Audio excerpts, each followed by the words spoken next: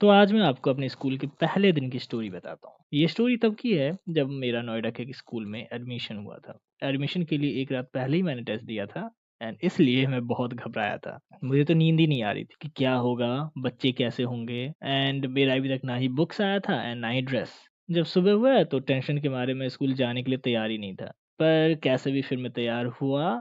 तो पहले दिन ऐसे ही पैंट शर्ट एंड एक पुराना सा बैग लेकर मैं हो गया तैयार। पर एक बात है, बाल प्रॉपर थे मेरे।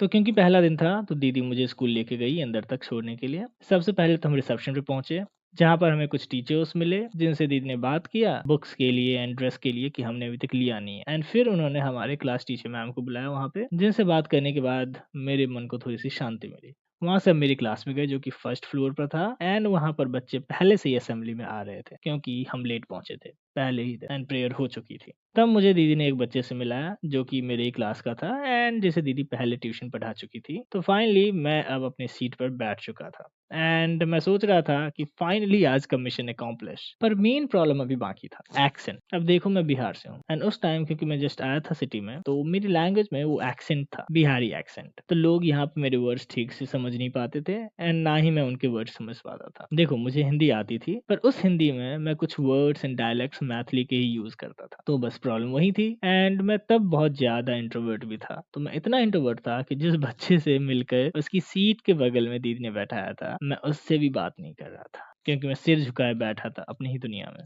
कुछ टाइम बाद जब मैंने बात की, पहले तो मुझे समझ नहीं आया कि वो कह क्या रहा है, बट जब उसने 2-3 बार रिपीट किया तब समझ में आया कि वो तो मेरा नाम पूछ रहा है। तो हमारी बात ऐसे ही स्टार्ट हुई। फिर उसने पूछा कि तुम कहाँ से आए हो, तुम्हारे कितने मार्क्स थे क्लास फिफ्थ में। एंड मेन प्रॉब्लम तब हुई जब उसने पूछा कि तुम एक पेज कितने देर में याद कर लेते हो, एंड मेरे मुंह से निकल गया कि 10 मिनट में। फिर उसने मेरे सामने अपना नोटबुक खिसका दिया एंड कहता है कि इसे याद करके दिखाओ। अब क्योंकि मैं पहले से ही प्रॉब्लम में फंस गया था, तो मैं भी बैठकर याद करने लगा, पर वो मेरे से याद ही नहीं हो रहा था। फिर फाइनली मेरी जान तब बची जब क्लास टीचर इंटर करती है क्लास में एंड पढ़ाई शुरू होती है। मैं जल्दी से उसकी कॉपी वापस खिसका देता हूँ।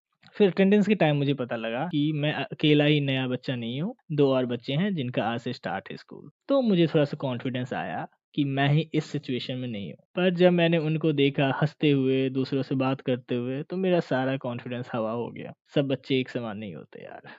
जब सेकंड बेल हुआ तो मुझे थोड़ा-सा अच्छा लगा कि 6 लेवल में से 1 लेवल फाइनली पार। फिर एक भैया आते हैं एंड सबके सामने एक न्यूज़पेपर रख के चले जाते हैं। मैं, जिसने न्यूज़पेपर सिर्फ़ दूसरों के हाथों में देखा था, वो पहले तो खुश हुआ। फिर मैं उसे सूंघता हूँ क्योंकि नया-नया था तो खुशबू अच्छी आ रही थी। पर दूसरों को अजीब ना लगे इसलिए मैं पढ़ने की एक्टिंग करने लगा। पर तब तक तो कांड हो चुका था, क्योंकि मेरे बगल वाला लड़का मुझे अजीब तरीके से देख रहा था। इन क्लासेस में कुछ ज़्यादा हुआ नहीं, पर 4th क्लास में हमारे मैथ्स टीचर हम 3 न्यू स्टूडेंट से उसका इंट्रोडक्शन लेते हैं। मैं क्या बोलूँ, अब मुझे तो रोना ही आ गया था। ये नहीं कि पहले उन दोनों से सुने, क्योंकि मेरा नाम ए से है तो स्टार्ट उन्होंने मेरे से ही किया। तो मैं कैसे भी बिलखते-बिलखते 2 लाइन बोले, मेरा नाम आदित्य है, मैं क्लास 5th में नहीं, मैं क्लास 6th में पढ़ता हूँ। बस ये बोलने में मेरी हवा निकल गई। अब क्या ही करता मैं? मेरी तरफ क्लास के सारे बच्चे घूर रहे थे। मेरे मुँह से तो वर्ड ही नहीं निकल रहा था। बट फाइनली वो क्लास भी खत्म हो गया। अब मुझे ये नहीं पता था कि ये न्यूज़पेपर घर के लिए है। तो लास्ट में जब छुट्टी हुई तो मैं वेट कर रहा था कि कोई आएगा एंड इस न्यूज़पेपर को वापस लेके जाएगा।